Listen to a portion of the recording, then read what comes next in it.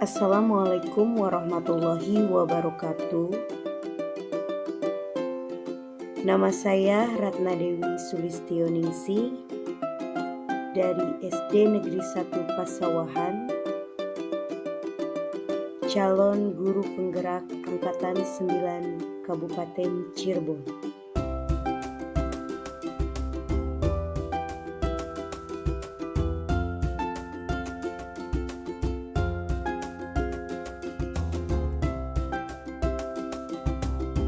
Pada aksi nyata modul 1.4 mengenai budaya positif, saya telah melakukan penyebaran pemahaman kepada rekan guru di SD Negeri 1 Pasawahan melalui diseminasi budaya positif. Assalamualaikum warahmatullahi wabarakatuh. Puji syukur kehadirat Allah Subhanahu wa Ta'ala yang telah memberikan kita berbagai macam nikmat iman maupun nikmat Islam, sehingga pada hari ini kita bisa berkumpul untuk melaksanakan diseminasi modul 1.4 budaya positif. Salawat serta salam marilah kita limpahkan kepada junjungan kita Nabi besar Muhammad SAW. Kepada yang terhormat Bapak Kepala Sekolah, Bapak Adi M. Jawahir, yang saya hormati Bapak dan Ibu guru beserta staf tata usaha SD Negeri 1 Pasawahan. Pada kesempatan hari ini saya akan melakukan diseminasi modul 1.4 mengenai budaya positif yang termasuk salah satu dari rangkaian pendidikan guru penggerak Angkatan 9 Kabupaten Cirebon. Terima kasih atas kehadiran Bapak Ibu semuanya pada kesempatan hari ini. Acara yang pertama ada sambutan dari Bapak Kepala Sekolah mengenai diseminasi modul 1.4 yang saya jalani. Kepada Bapak Kepala Sekolah, Bapak Adi M. Jawahir, saya persilakan.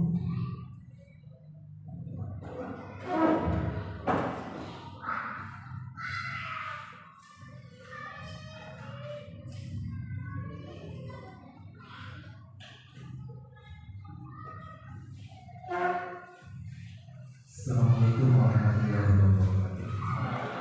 Bapak Ibu yang saya hormati, khususnya Ibu Ratna yang sedang melaksanakan diseminasi modul 1.4 budaya positif dalam perjalanan atau pelaksanaan tingkat calon guru penggerak Angkatan 9. Alhamdulillah kita dapat berwajah dapat mengikuti diseminasi ini sebagai langkah untuk meningkatkan kompetensi kita semua, khususnya karena mengenai budaya positif untuk kita semua maupun yang akan disampaikan kepada peserta didik, karena yang namanya budaya positif itu sangat penting baik secara lisan maupun secara sikap untuk bisa memberikan perhatian terbaik kepada peserta didik kita. Nanti bagaimana cara kita menyampaikan hal-hal yang bersifat penguatan kepada peserta didik, juga kritikan yang bersifat memberikan motivasi pengembangan kepada peserta didik, bagaimana caranya nanti disampaikan oleh Ibu Ratna sebagai pemandu dalam diseminasi ini. Itu saja yang saya sampaikan. Sebelum saya ucapkan terima kasih kepada Bu Ratna dan Bapak Ibu semua yang sudah bersepakat hadir di siang hari ini untuk dapat mengikuti acara ini dengan sebaik-baiknya. Sekian, Assalamualaikum warahmatullahi wabarakatuh.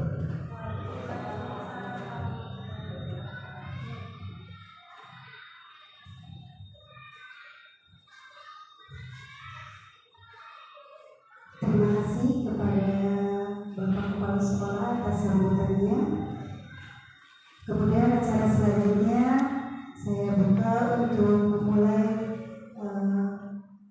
presentasi diseminasi modul 1.4 budaya positif. Tapi sebelumnya saya kasih pantun dulu ya Bapak Ibu. Jalan-jalan beli tahu itu, jangan lupa membawa oseng babak.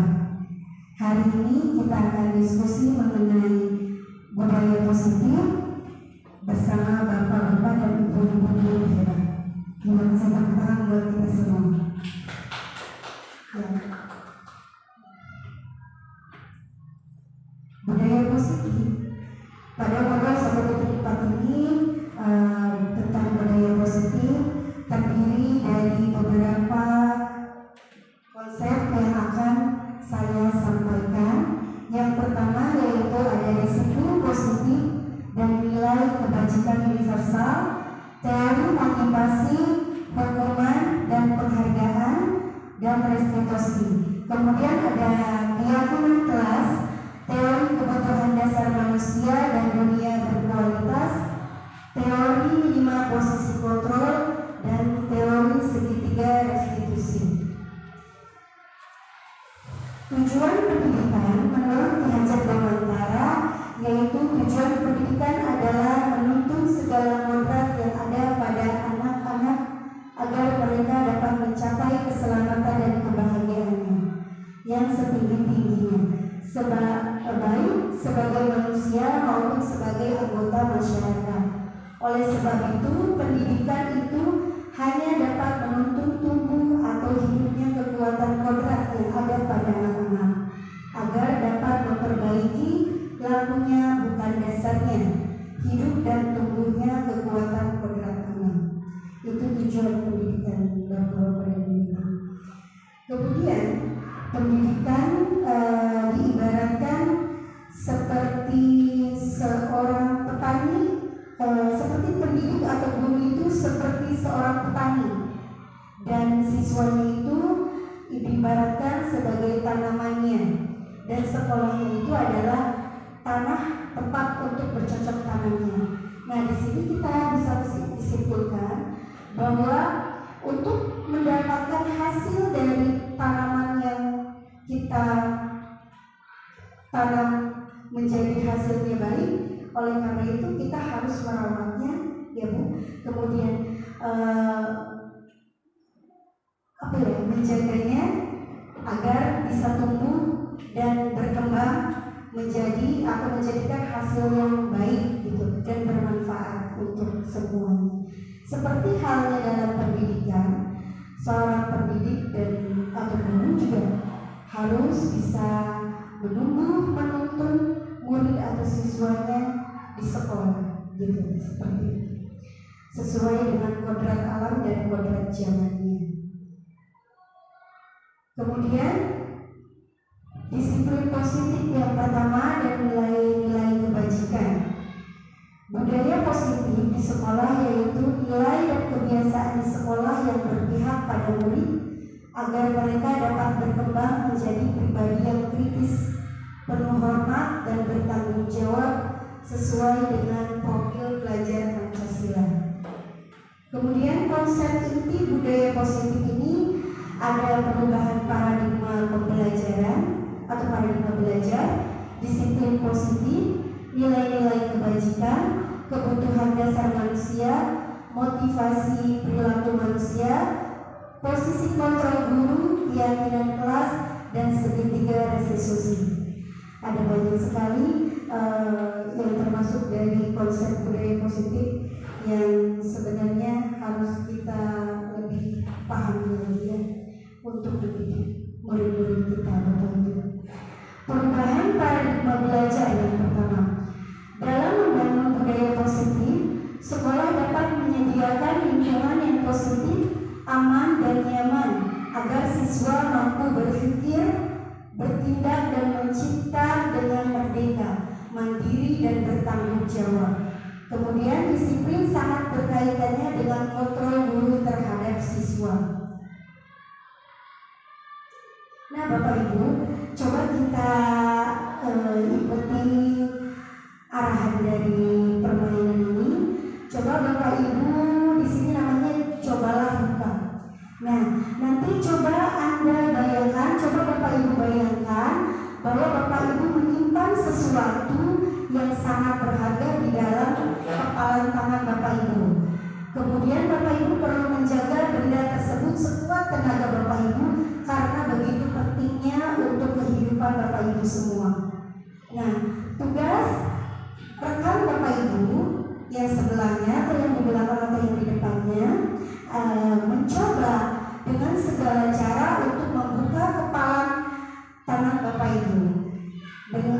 Kemudian teman Bapak Ibu boleh membujuknya, boleh menghardik atau mengintimidasi, memarahi, menggoda, menggelitik, bahkan menawari Anda dengan sesuatu agar dapat bersedia membuka kepalan tangan Anda. Nah, kemudian pertanyaannya, apakah Bapak Ibu akan membuka kepalan tangan Bapak Ibu? Akan membuka atau tidak Bapak Ibu? Tidak. Kenapa alasannya? Ada yang mau memberi tanggapan? Ada yang berharga di dalam kepalan tangan Ibu Erna, ya? Ya, baik sekali. Nah, apakah Anda atau Bapak Ibu akan tetap menutup kepalan tangan Anda? Kalau ya, berarti akan menutup. Dalam kegiatan ini, sesungguhnya siapa yang memegang kendali atau kontrol untuk membuka maupun menutup kepalan tangan. Nah, di sini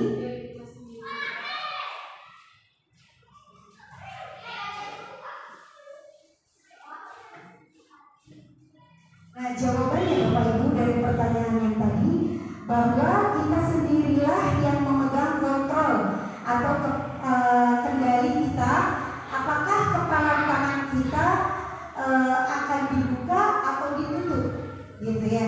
Itu bergantung pada diri kita sendiri, ingin membuka atau menutup kepala tersebut dengan tujuan yang dimiliki oleh Bapak Ibu sendiri.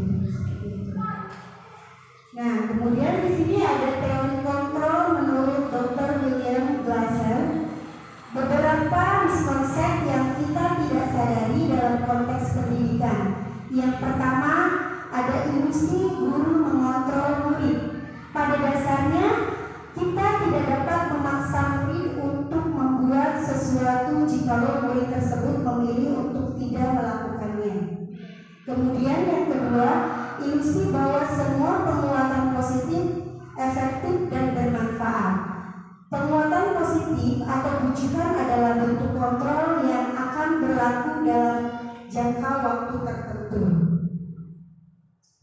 Kemudian selanjutnya teori kontrol Dr. William selanjutnya yaitu beberapa miskonsep yang kita tidak sadari dalam konteks pendidikan, yaitu ilusi bahwa kritik dan membuat orang merasa bersalah dapat menguatkan karakter. Menggunakan kritik dan merasa bersalah untuk mengontrol murid menuju pada identitas gagal. Mereka belajar untuk merasa buruk tentang diri mereka. Kalau untuk yang membuat orang merasa bersalah.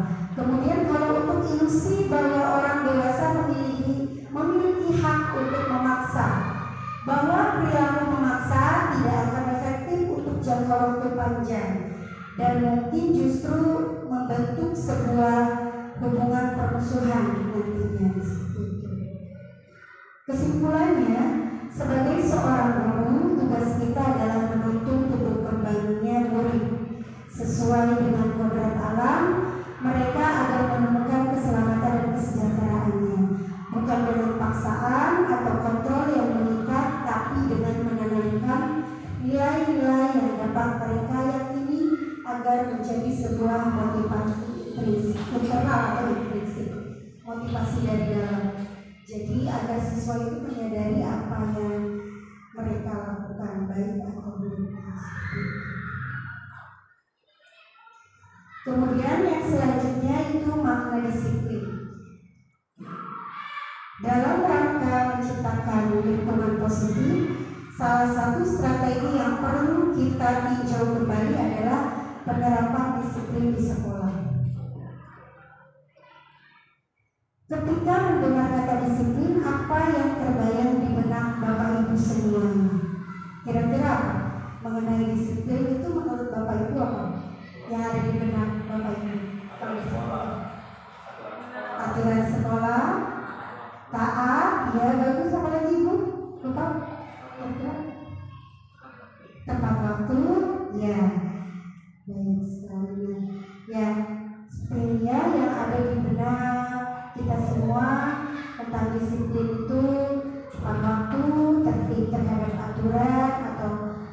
taat dan patuh pada aturan seperti itu dan lain sebagainya yang menunjukkan disiplin positif. Kemudian selanjutnya adalah hukuman. Kata disiplin juga sering dihubungkan dengan hukuman, padahal itu sungguh berbeda. Karena belajar tentang disiplin positif tidak harus dengan memberi hukuman ya Bapak Ibu. Justru itu adalah salah satu alternatif terakhir apabila yang lainnya sudah tidak bisa dilakukan gitu. Dan kalau perlu tidak digunakan sama sekali. Seperti itu. Kemudian disiplin berasal dari bahasa Latin disiplina yang artinya belajar. Disiplin diri membuat seseorang menggali potensinya menuju kepada sebuah tujuan, sesuatu yang dihargai dan bermakna. Dalam budaya kita, makna kata disiplin dimaknai dengan sesuatu yang dilakukan seseorang pada orang lain untuk mendapatkan kepatuhan. Kita cenderung menghubungkan kata disiplin dengan ketidaknyamanan, bukan dengan apa yang kita hargai atau pencapaian suatu tujuan yang mulia. Ki Hajar Dewantara seperti dalam pemikiran pendidikannya, konsep keteladanan sikap merdeka pada cetakan kelima 2013 halaman 470, bahwa beliau mengatakan di mana ada kemerdekaan disitulah harus ada disiplin yang kuat. Sungguh pun disiplin itu bersifat self disiplin, yaitu kita sendiri yang mewajibkan kita dengan sekeras-kerasnya. Tetapi itu sama saja, sebab jikalau kita tidak cakap melakukan self disiplin, wajiblah penguasa lain mendisiplinkan diri kita. Dan peraturan demikian itulah harus ada di dalam suasana yang berbeda. Dengan kata lain, menurut Ki Hajar Dewantara, seseorang yang dimiliki disiplin diri berarti mereka bisa bertanggung jawab terhadap apa yang dilakukannya, karena mereka mendasarkan tindakan mereka pada nilai-nilai kebajikan universal.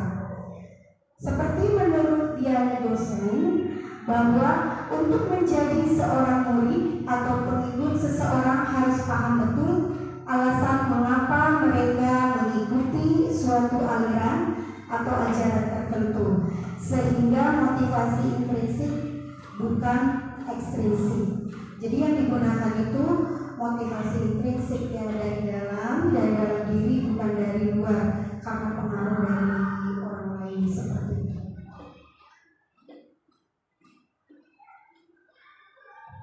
Teori motivasi Diana Bosen yaitu ada 3. Yang pertama untuk menghindari hukuman, yang kedua untuk mendapat imbalan atau penghargaan, yang ketiga untuk menjadi pribadi yang diinginkan atau menghargai diri sendiri, yakin dengan nilai-nilai kebajikan universal. Nah, sebagai seorang pendidik, tujuan kita adalah menciptakan anak-anak yang memiliki disiplin diri, sehingga mereka bisa berperilaku dengan mengacu pada nilai-nilai kebajikan universal dan memiliki motivasi intrinsik bukan ekstrinsik. Nilai-nilai kebajikan yang diyakini dan disepakati bersama oleh beberapa institusi atau organisasi. Yang pertama, menurut profil pelajar Pancasila. Nah, bahwa kita harus meyakini seluruh dimensi pada profil pelajar Pancasila, yaitu ada beriman, bertakwa kepada Tuhan Yang Maha Esa dan berakhlak mulia. Kemudian dimensi mandiri, bernalar kritis, berkebinekaan global, bergotong royong serta kreatif. Nah, menurut Ibu Primary Years Program atau PYP, bahwa keyakinannya yaitu ada toleransi, rasa hormat, integritas, mandiri, menghargai, antusias, empati, keingintahuan, kreativitas, kerjasama, percaya diri, serta komitmen. Serta yang ketiga yaitu 9 pilar karakter Gereja Heritage Foundation atau IHF bahwa cinta Tuhan dan segenap ciptaannya. Kemudian yang ini lagi kemandirian dan tanggung jawab, kejujuran atau amanah, diplomatis, kemudian hormat dan santun, kemudian dermawan, suka menolong dan gotong royong, percaya diri, kreatif dan pekerja keras, kepemimpinan dan keadilan, baik dan rendah hati, serta toleransi, kedamaian dan kesatuan. Kemudian yang keempat, the seven essential virtues atau building moral intelligence, yaitu kebijakannya dan kebajikannya, yaitu empati, suara hati, kontrol diri, rasa hormat, kebaikan, toleransi, dan keadilan. Contoh penerapan budaya positif di sekolah yang biasa kita lakukan di sekolah, ini ada beberapa dokumentasi. Nah, Bapak Ibu, selanjutnya yaitu teori motivasi, hukuman dan penghargaan serta restitusi. Yang pertama, teori motivasi perilaku manusia menurut Diana Koser. Nah, yang pertama adalah untuk menghindari ketidaknyamanan atau hukuman. Contohnya, apa yang akan terjadi apabila saya tidak melakukannya? Jadi, anak itu ketika menghindari hukuman, menghindari karena hukuman, itu nanti si anak akan merasa, apa ya yang akan terjadi kalau saya tidak melakukan ini atau tidak melakukan tugas seperti itu. Itu berarti termasuk ke dalam motivasi eksternal, karena bukan motivasi dari diri sendiri, dari dalam diri sendiri, tapi karena ada sesuatu yang membuat kekhawatiran kepada dirinya, yaitu takut dihukum dan lain sebagainya. Seperti itu. Untuk yang kedua, yaitu untuk mendapatkan imbalan dari orang lain atau dari institusi, gitu ya. Contohnya, apa yang akan saya dapatkan apabila saya melakukannya? Nah, mungkin bisa jadi ketika anak motivasi perilakunya itu karena motivasi dari luar, bisa jadi karena mengharapkan imbalan dari orang lain. Misalnya kalau anak mengerjakan ini karena, atau misalnya mau menolong apa karena akan diberikan imbalan, seperti itu motivasi eksternal atau motivasi dari luar. Kemudian yang ketiga, untuk menghargai diri sendiri, motivasi perilakunya. Nah, ini akan membuat diri seseorang menjadi sadar akan menghargai dirinya sendiri. Contohnya misalnya, saya akan menjadi orang yang seperti apa bila saya melakukannya, seperti itu. Seperti halnya siswa belajar karena dia ingin mengetahui pengetahuan ataupun keinginan dari diri sendiri agar bisa misalnya membaca, menulis, atau mengetahui pengetahuan tertentu, seperti itu. Nah, itu termasuk ke dalam motivasi internal atau motivasi dari diri sendiri. Tujuannya yaitu untuk mendisiplinkan diri sendiri atau disiplin positif yang ada pada diri sendiri.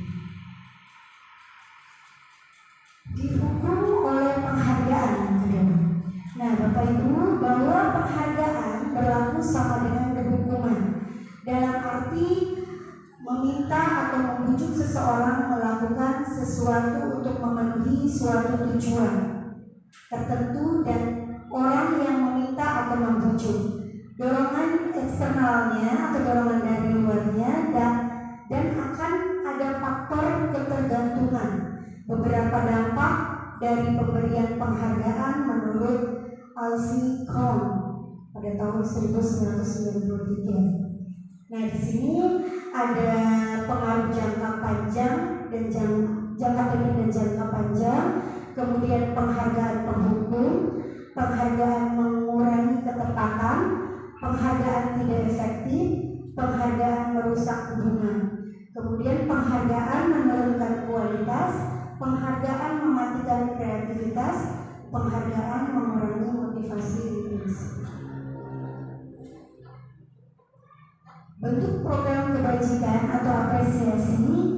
selanjutnya, dalam memberikan apresiasi atau pengakuan perlu diingat ya Bapak Ibu beberapa hal, bahwa ada memberi pengakuan secara khusus, beri pengakuan secara pribadi, beri pengakuan kepada semua murid atau bergantian, memberi pengakuan secara konsisten serta fokus pada proses.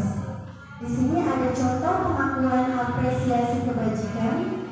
Di sini ada pembuka, nilai kebajikannya, kemudian situasinya. Kemarin saya perhatikan rasa empatimu berat sekali pada saat menolong murid baru di kelas kita. Nah, kemarin saya perhatikan itu sebagai pembuka dari kalimat yang kita gunakan untuk sebuah apresiasi kepada siswa tersebut. Kemudian nilai kebajikannya, kata-katanya bisa dengan rasa empatimu besar sekali. Kemudian situasinya apa? Itu seperti dalam contoh. Kemudian yang kedua, saya menghargai kepedulianmu pada saat kamu membantu teman-temanmu di tugas kelompok. Kemudian terima kasih untuk rasa tanggung jawabmu pada saat kamu memungut kertas-kertas yang berserakan di hadapanmu. Itu adalah beberapa contoh kalimat untuk pengakuan apresiasi kebajikan terhadap diri kita sendiri. Kemudian keyakinan kelas. Mengapa keyakinan kelas? Mengapa bukan pelayanan kelas? Mengapa kita memiliki peraturan tentang helm pada saat menggunakan helm pada saat mengendarai sepeda motor, dan mengapa kita memiliki peraturan tentang penggunaan masker dan mencuci tangan setiap hari? Nah, nilai-nilai keselamatan pastinya dari yang tadi, pertanyaan yang tadi, bahwa kita tahu semua peraturan yang kita laksanakan yaitu tujuannya untuk keselamatan diri sendiri, ya, seperti itu. Kemudian nilai-nilai keselamatan atau kesehatan inilah yang kita sebut sebagai suatu keyakinan, karena kita yakin kalau kita menggunakan helm pasti kita akan selamat. Kemudian walaupun segala sesuatu yang terjadi Allah yang menentukannya, yang sudah ditakdirkan. Kemudian kalau kita meyakini mencuci tangan, kemudian memakai masker dapat menghindari dari segala penyakit, itu bisa menjadi suatu keyakinan bagi kita. Nilai-nilai keselamatan atau kesehatan inilah yang kita sebut sebagai suatu keyakinan, yaitu nilai-nilai kebajikan universal. Nilai-nilai kebajikan yang tertanam pada keyakinan seseorang akan lebih memotivasi dari dalam, akan memotivasi diri kita sendiri. Seseorang akan lebih bergerak dan bersemangat untuk menjalankan keyakinannya daripada hanya sekedar mengikuti serangkaian peraturan tertulis tanpa makna. Jadi lebih baik kita meyakini dari diri kita sendiri agar termotivasi untuk melaksanakan segala keyakinan yang sudah kita yakini, dibandingkan mengikuti peraturan tapi kita tidak meyakini maknanya, hanya mengikuti peraturan-peraturan tertulisnya saja. Kemudian murid-murid pun demikian, mereka perlu mendengarkan dan memahami arti sesungguhnya tentang peraturan-peraturan yang diberikan. Apa nilai-nilai kebajikan di balik peraturan tersebut? Apa tujuan utamanya? Agar mereka tidak hanya sekedar mengikuti serangkaian peraturan-peraturan tanpa memahami tujuan mulia. Kemudian untuk pembentukan keyakinan kelas, nah di sini ada keyakinan kelas bersifat lebih abstrak daripada peraturan yang lebih rinci dan konkret. Keyakinan kelas berupa pernyataan-pernyataan yang universal. Pernyataan keyakinan kelas senantiasa dibuat dalam bentuk positif. Keyakinan kelas hendaknya tidak terlalu banyak sehingga mudah diingat dan dipahami oleh semua warga kelas. Keyakinan kelas sebaiknya sesuatu yang dapat diterapkan di lingkungan tersebut. Semua warga kelas hendaknya ikut berkontribusi dalam pembuatan keyakinan kelas lewat kegiatan curah pendapat, serta bersedia meninjau kembali keyakinan kelas dari waktu ke waktu. Nah, untuk 5 kebutuhan dasar manusia, kita sudah tahu semua bahwa kebutuhan dasar manusia yaitu ada bertahan hidup, kasih sayang dan rasa diterima, penguasaan, kebebasan, serta kesenangan. Untuk yang bertahan hidup, kebutuhan bertahan hidup atau survival adalah kebutuhan yang bersifat fisiologis untuk bertahan hidup. Misalnya kesehatan kita, rumah, dan makanan itu sesuatu kebutuhan kita untuk bertahan hidup, ya Bapak Ibu. Kemudian kebutuhan dasar manusia lainnya yaitu kasih sayang dan rasa diterima. Kebutuhan untuk disayangi dan diterima meliputi kebutuhan akan hubungan dan koneksi sosial, kebutuhan untuk memberi dan menerima kasih sayang, dan kebutuhan untuk merasa menjadi bagian dari sebuah keluarga ataupun sebuah organisasi. Kemudian penguasaan, kebutuhan ini berhubungan dengan kekuatan untuk mencapai sesuatu, menjadi kompeten, menjadi terampil, diakui atas prestasi dan keterampilan kita didengarkan oleh orang lain. Kemudian kebebasan.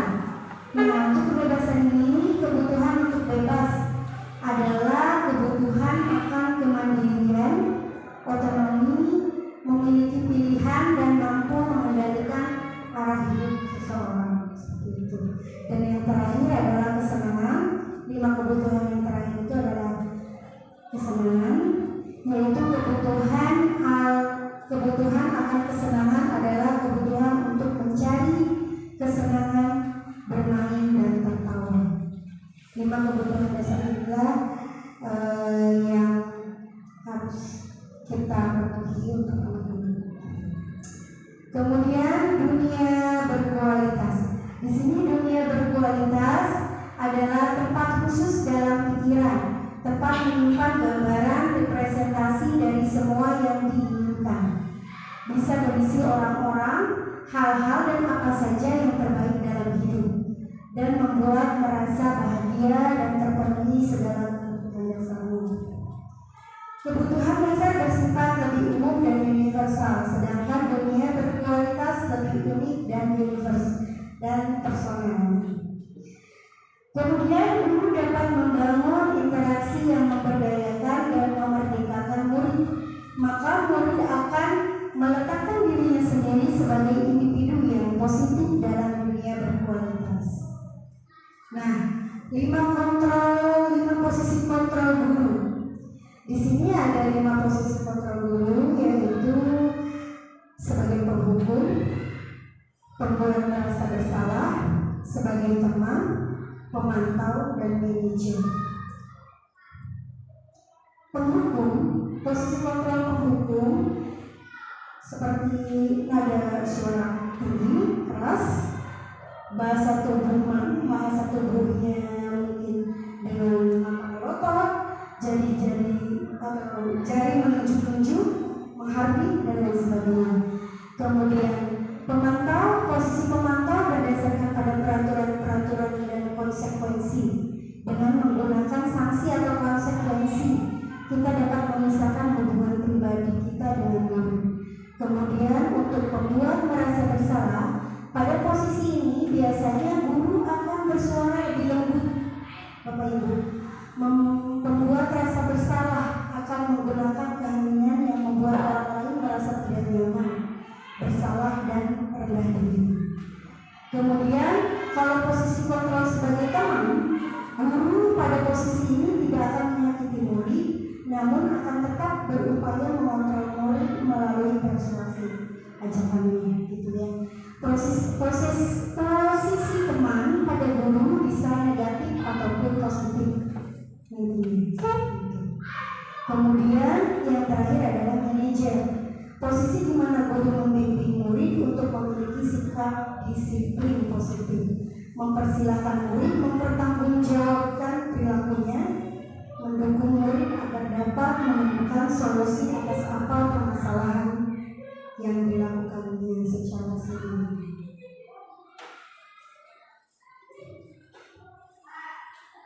Nah, kalau untuk hukuman, posisi kontrolnya tadi, hukuman itu biasanya tidak terencana atau tiba-tiba.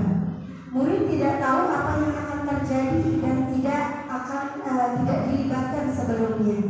Hukuman bersifat satu arah dari pihak guru yang memberikan, dan murid hanya menerima suatu hukuman tanpa melalui suatu kesepakatan terlebih dahulu atau pengarahan. Hukuman yang diberikan bisa berupa fisik atau psikis. Ini yang tidak boleh digunakan oleh seorang guru. Kemudian konsekuensi sudah terencana atau sudah disepakati sebelumnya antara guru dan murid mengenai konsekuensi atas apabila dilanggar atau keyakinannya dilanggar atau kesepakatannya dilanggar. Umumnya bentuk-bentuk konsekuensi dibuat oleh pihak guru atau sekolah, dan murid sudah mengetahui sebelumnya konsekuensi yang akan diterima bila ada pelanggaran.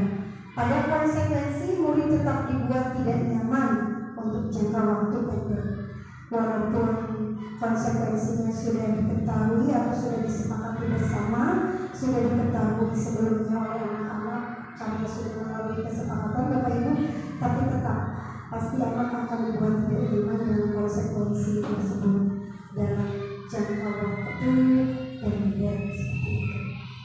Biasanya contohnya anak misalnya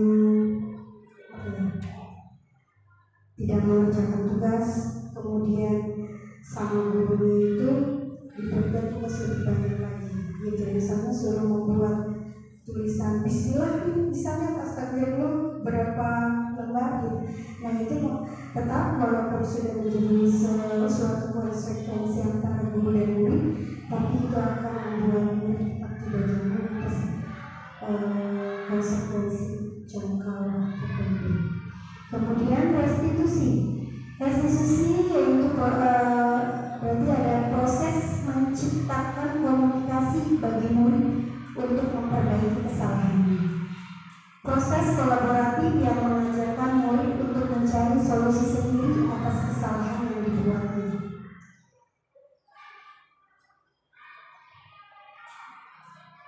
Contoh penerapan 5 posisi kontrol.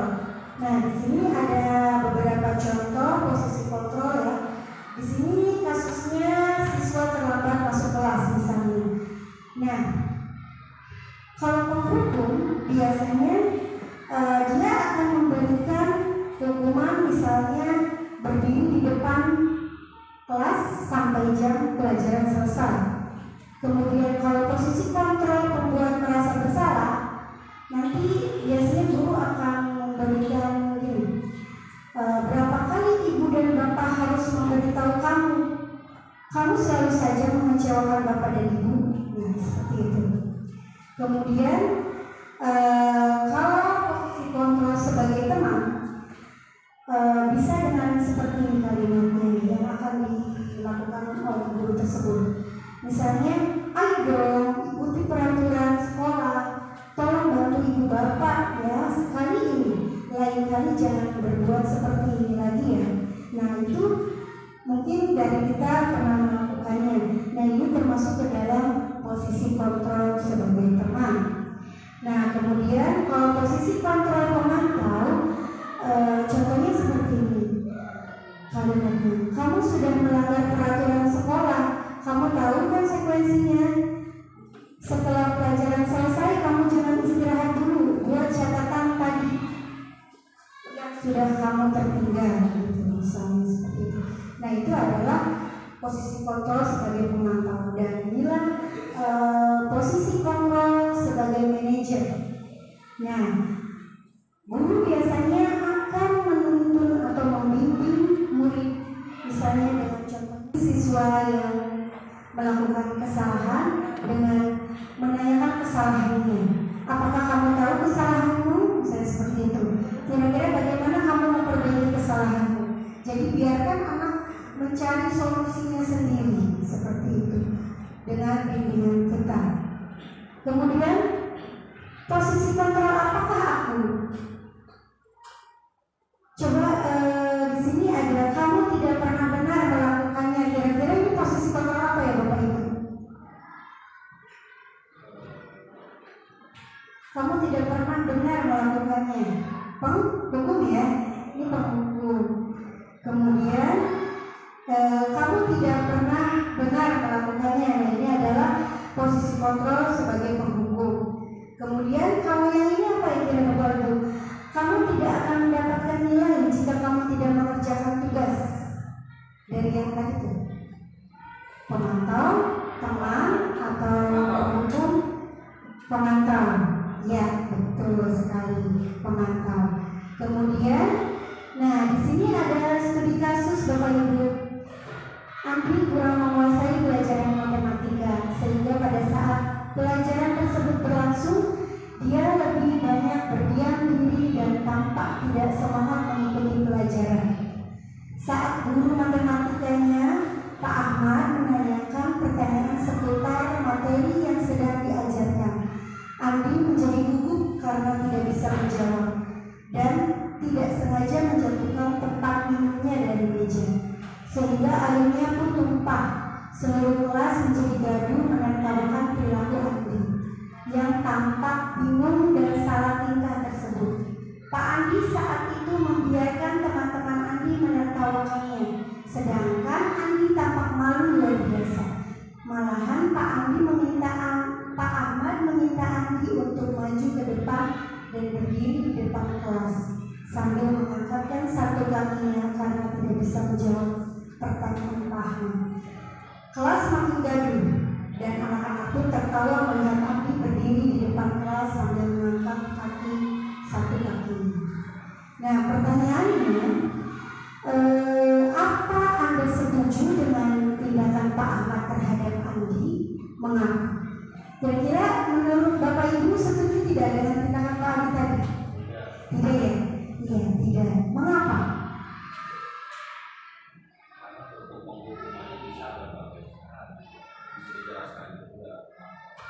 Iya. Ya, kemudian akan membuat anak merasa malu juga gitu ya. Iya, betul sekali. Kemudian menurut Anda bagaimana dampak yang dirasakan oleh Andi secara psikologis? Apakah baik atau buruk kira-kira? Buruk ya, karena Pak Andi menghukum dengan cara yang kurang tepat gitu ya. Kemudian menurut Bapak Ibu berada di posisi kontrol mana Pak Ahmad tadi? Penghukum, iya. Posisi kontrol Pak Ahmad yaitu penghukum. Seperti itu. Ini akan membuat anak merasa tidak nyaman seperti itu. Dan akan diingat panjang waktu biasanya seperti itu, dalam waktu yang panjang. Nah, untuk yang terakhir ini adalah segitiga restitusi. Segitiga restitusi ini adalah upaya mendisiplinkan siswa dengan cara siswa sendiri yang menyelesaikan masalahnya dan membuat mereka bertindak sesuai dengan keinginan ideal yang didasarkan pada keyakinan kelas. Nah, rangkaian segitiga restitusi ini yang pertama yaitu tahapannya ada menstabilkan identitas, yang kedua memvalidasi tindakan yang salah, yang ketiga yaitu menanyakan keyakinan. Nah, untuk yang tahapan pertama menstabilkan identitas ini berdasarkan prinsip membuat kesalahan adalah bagian dari proses pembelajaran. Jadi tidak apa-apa suatu kesalahan itu dilakukan karena suatu pelajaran yang dapat kita ambil pelajaran nanti ke depannya. Nah, di sini Bapak Ibu bisa menstabilkan identitasnya dengan bertanya, berbuat salah itu tidak apa-apa, seperti itu. Atau bisa juga dengan tidak ada manusia yang sempurna. Ibu juga pernah salah, bisa jadi seperti itu. Atau misalnya saya juga pernah melakukan kesalahan seperti itu, yang seperti yang sudah disebutkan. Kemudian kita bisa menyelesaikan ini bersama. Ayo kita menyelesaikan ini bersama, mencari solusinya. Bisa dengan seperti itu. Kemudian Bapak Ibu tidak tertarik mencari siapa yang salah, tapi Bapak Ibu ingin mencari solusi dari permasalahan kalian, misalnya seperti itu. Kemudian kamu berhak merasa begitu, merasa misalnya tidak adil, atau misalnya sama teman merasa sakit atau merasa tidak nyaman atas perlakuan teman, itu boleh. Kita nanti menstabilkan identitas dulu, memberikan anak rasa nyaman dulu, seperti itu, menanyakan apa yang terjadi. Kemudian bisa juga dengan apakah kamu sedang menjadi teman yang baik buat diri kamu sendiri. Jadi agar anak tuh mau nantinya mencari solusi dari permasalahan yang sudah dia lakukan. Kemudian tahapan yang kedua yaitu menanyakan keyakinan. Berdasarkan prinsip teori kontrol bahwa pada dasarnya kita termotivasi secara intrinsik atau secara dari dalam diri sendiri seperti itu. Nah, contohnya misalnya seperti ini, kita menanyakan dia, apa yang kita percaya sebagai kelas atau keluarga, misalnya seperti itu. Kita kan dalam sebuah keluarga nih, menurut kamu apa sih yang kamu percayai dalam sebuah keluarga, bisa seperti itu. Atau misalnya kan nanti jawabannya ya harus saling menghormati gitu. Kemudian apa nilai-nilai umum yang kita sepakati sebelumnya. Misalnya kita kan kalau awal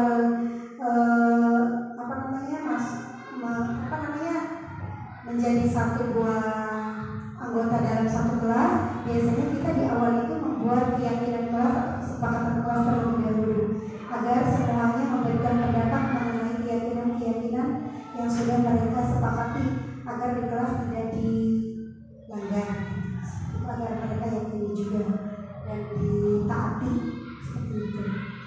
Kemudian bisa juga dengan apa bayangan kita tentang kelas yang ideal, gitu. Bisa juga dengan kamu mau jadi orang seperti apa, seperti itu. Itu bisa dilakukan dalam tahapan menanyakan keyakinan agar anak yatim untuk selanjutnya mencarikan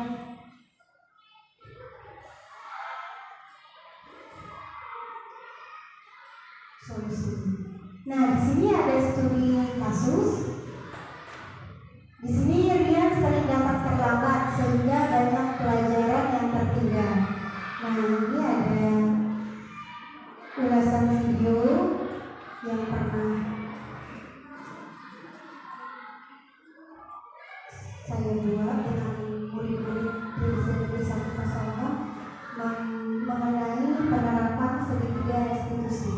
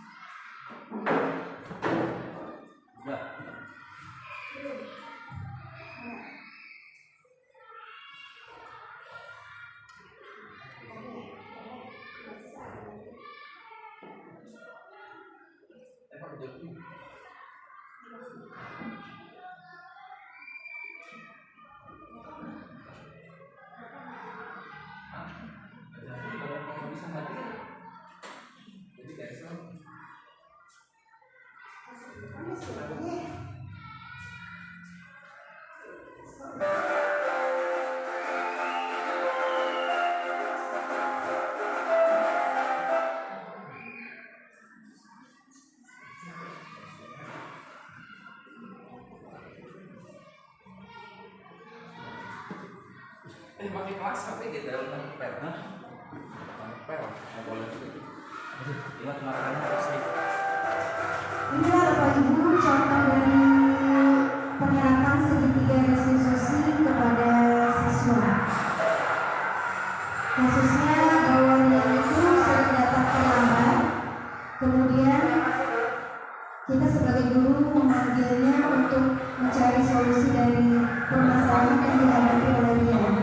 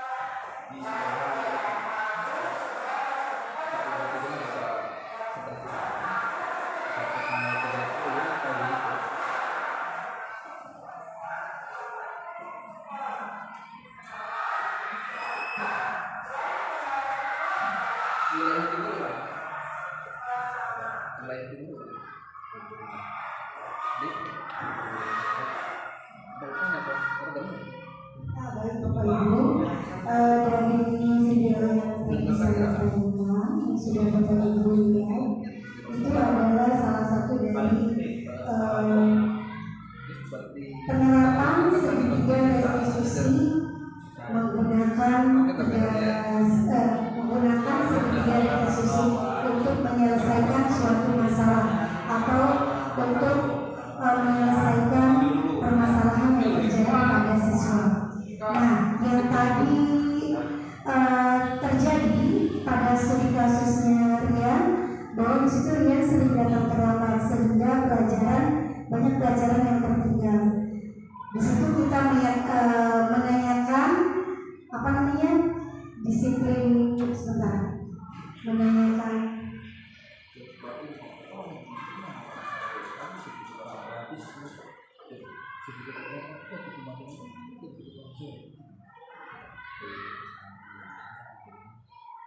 di situ guru yang pertama menstabilkan identitas, menanyakan apa kesalahannya atau misalnya berbuat apa yang sudah dia lakukan, kemudian memvalidasi tindakan yang salah, kemudian yang terakhir menanyakan keyakinan bahwa dia bisa menyelesaikan masalah dan tidak mengulanginya lagi dengan keyakinan murid tersebut.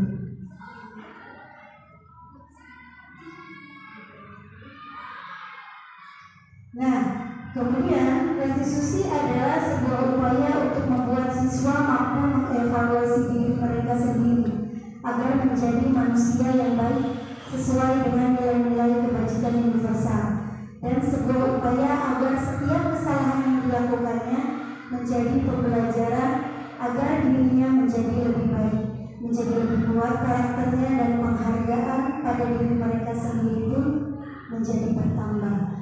Dengan penjelasan di atas, diharapkan budaya positif di sekolah dapat terwujud dan sekolah sebagai tempat penyemai benih-benih kebudayaan atau pembentukan karakter bukan hanya sebagai mimpi indah yang hanya menjadi cerita indah saja dalam buku-buku teks pelajaran, tetapi kita bisa mewujudkannya di sekolah kita dengan budaya positif. Kesimpulannya pada diseminasi kali ini yaitu peran seorang guru sangatlah penting, bukan hanya sekedar mentransfer ilmu pengetahuan kepada murid, tetapi bagaimana kita bisa menanamkan nilai-nilai kebajikan kepada siswa sehingga mereka memiliki motivasi intrinsik untuk selalu melaksanakan budaya yang positif atau disiplin positif seperti itu. Terima kasih. Sekian diseminasi presentasi diseminasi mengenai budaya positif modul seperti 4. Tadi di awal saya awali dengan pantun, diakhiri juga dengan pantun. Pergi ke curug beli bata, bata dibawa oleh hidangannya. Mari kita bersama-sama tuntut murid kita dengan menyebarkan budaya positif untuk semuanya. Terima kasih, tepuk tangan untuk kita semua. Assalamualaikum warahmatullahi wabarakatuh.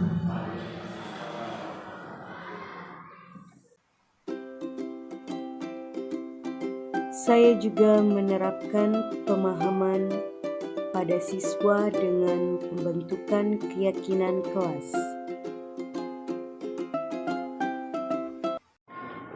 Assalamualaikum warahmatullahi wabarakatuh.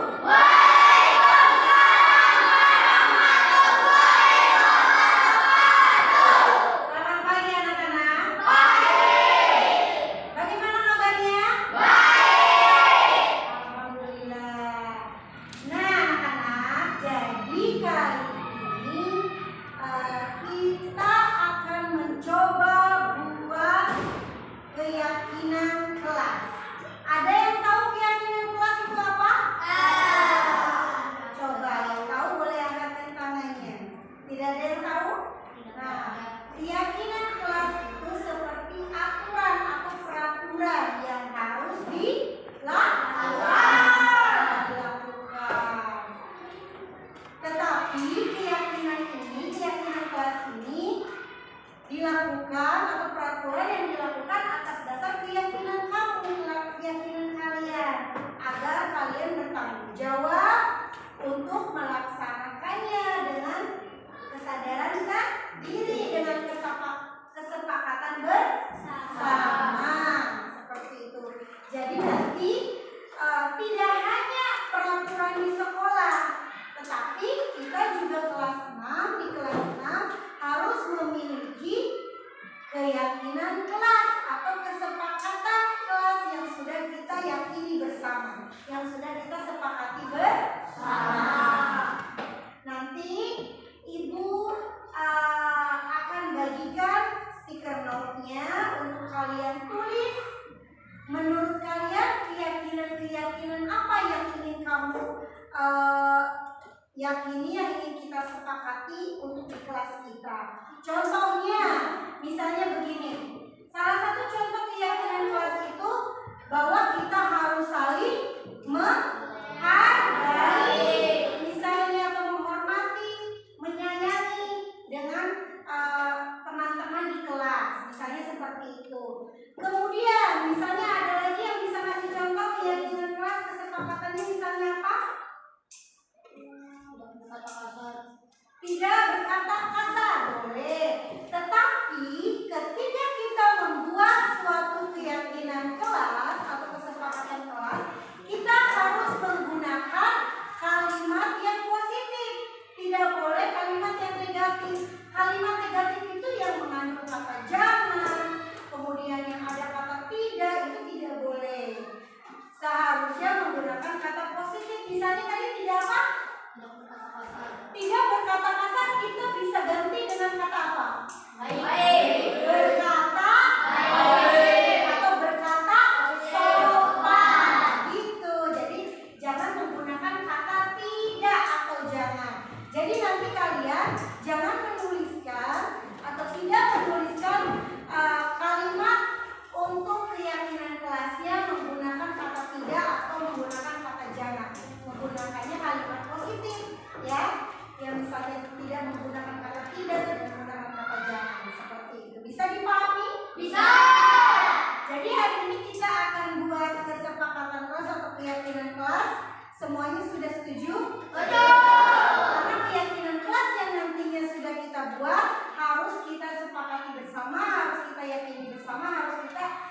jalankan dengan sungguh-sungguh, dengan rasa tanggung jawab. Iya, kalau misalnya dilanggar nanti ada konsekuensinya gitu ya. Yang penting kita harus meyakini keyakinan kelas dulu yang sudah disepakati bersama. Baik, sekarang Ibu akan membagikan stiker nomnya satu-satu, kemudian nanti kalian silakan menuliskan keyakinan yang kamu inginkan di kelas 6 ini. Mau apa? Bagaimana di kelas? Nanti setelah selesai silakan kalian tempelkan di sini di kertas merah, di kertas putih ini. Kemudian nanti kita pilih bersama-sama mana yang menjadi keyakinan kelas kita, gitu ya. Kalau ada yang sama, tidak akan Ibu tuliskan, tidak akan Ibu pilih semuanya, tapi akan pilih salah satunya saja. Kalau ada tiga keyakinan dari teman-teman kalian yang sama, ya, nanti ambil salah satunya, nanti kita ambil yang menjadi keyakinan untuk kelas 6. Baik, setuju semuanya? Setuju. Oke. Bentar ya.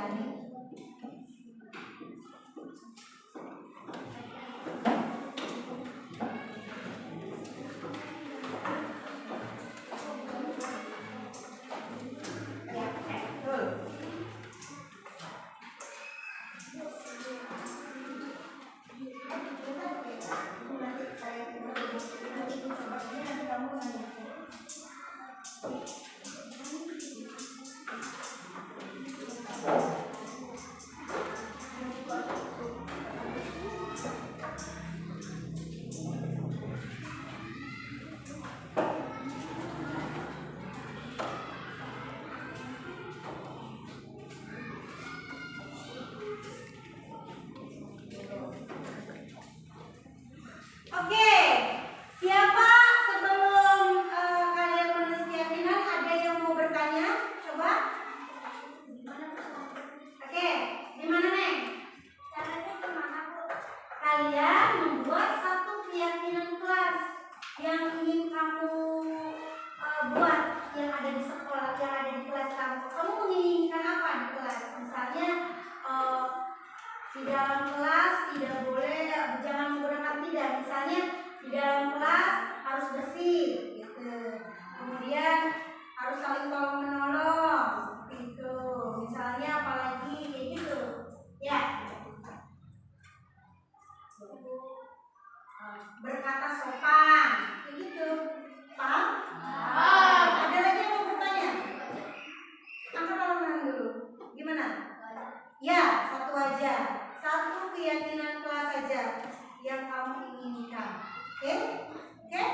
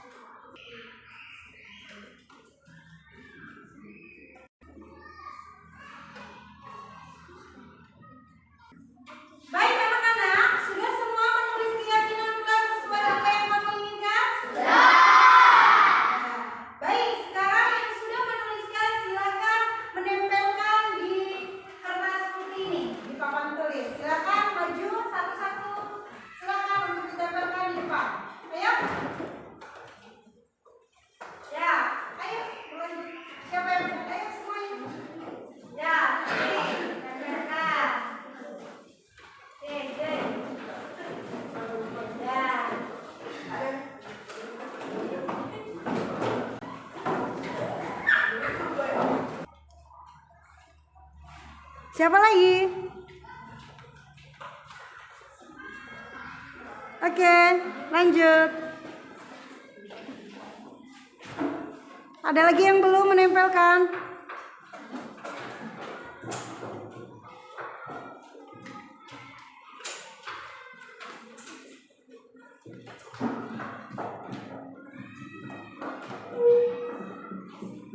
Ada lagi?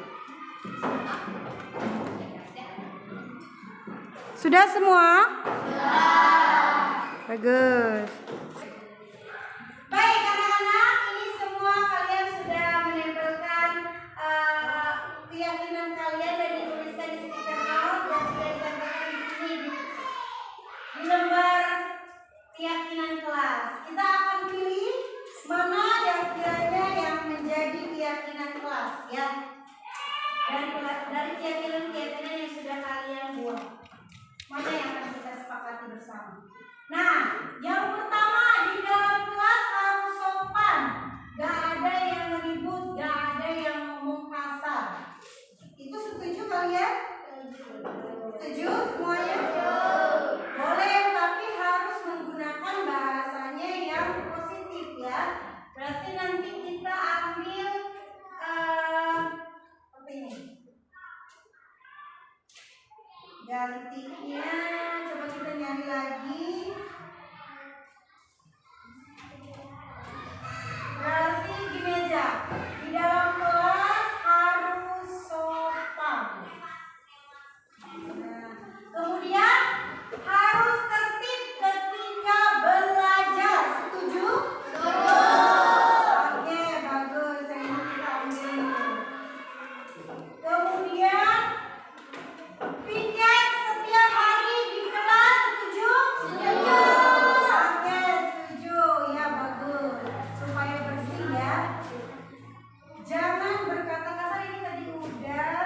Kita pindahkan yang sudahnya. Sopan santun. Setuju? Kita gunakan yang sopan santun aja diganti. Tadi ada yang kata. Harus tolong menolong sesama teman. Betul? Setuju? Setuju. Oke, setuju.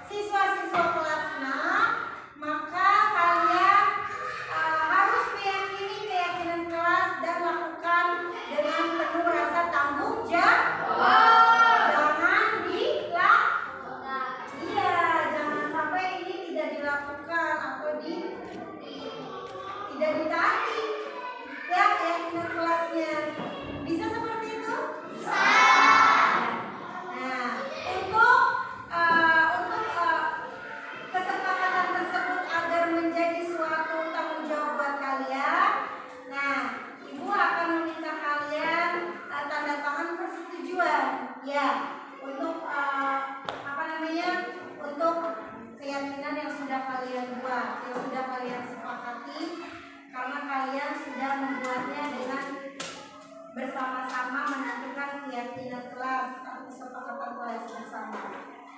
Silakan nanti satu-satu untuk maju ke depan untuk menandatangani kesepakatan bersama kita, ya, dalam membuat keyakinan ke atas. Silakan. Satu-satu. Silakan, Nak. Ayo, ya.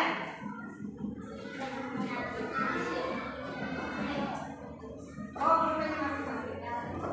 Nama, tanda tangan. Ini kasih kelas. Yang di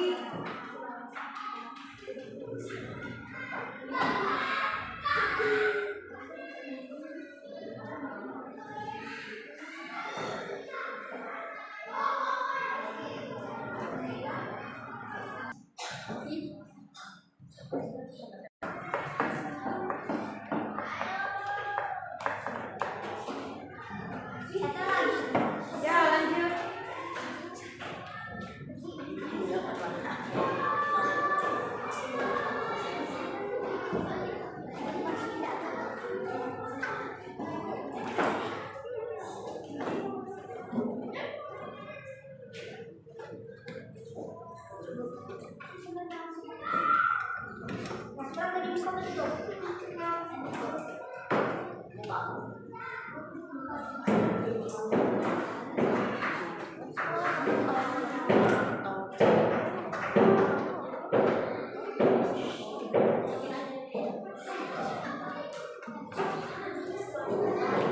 Tanda tangan dulu, Nak.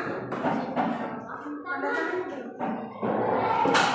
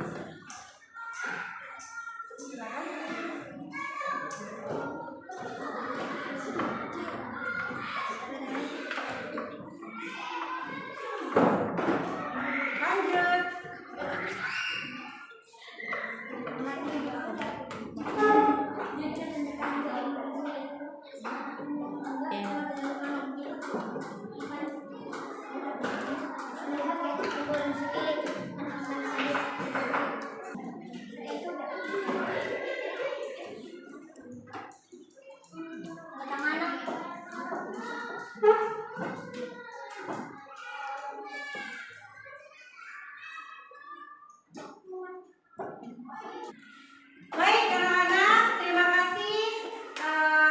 Kita sudah membuat kesepakatan kelas, membuat keyakinan kelas sesuai dengan kesepakatan bersama. Terima kasih atas waktunya. Semoga kita semua bisa melaksanakan keyakinan kelas yang sudah kita sepakati, ya. Assalamualaikum warahmatullahi wabarakatuh.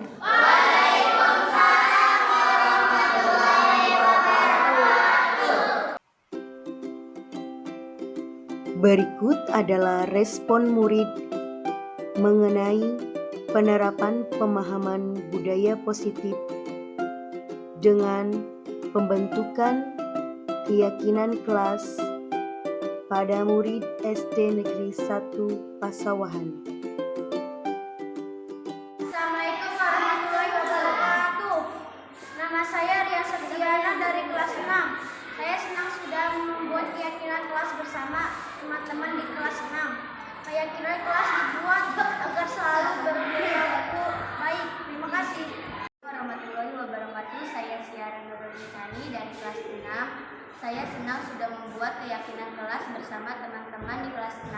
Keyakinan kelas dibuat untuk disiplin kelas. Terima kasih. Assalamualaikum warahmatullahi wabarakatuh. Saya Mahfud dari kelas 6. Saya senang sudah membuat keyakinan kelas bersama teman-teman di kelas 6. Keyakinan kelas dibuat agar menjadikan saya disiplin. Terima kasih.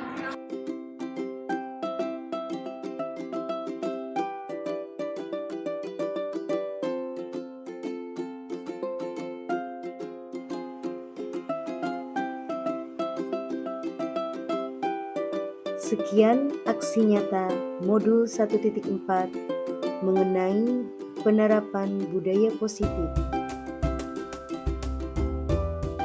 Terima kasih atas perhatiannya. Salam guru hebat. Mari tergerak, bergerak, dan menggerakkan. Assalamualaikum warahmatullahi wabarakatuh.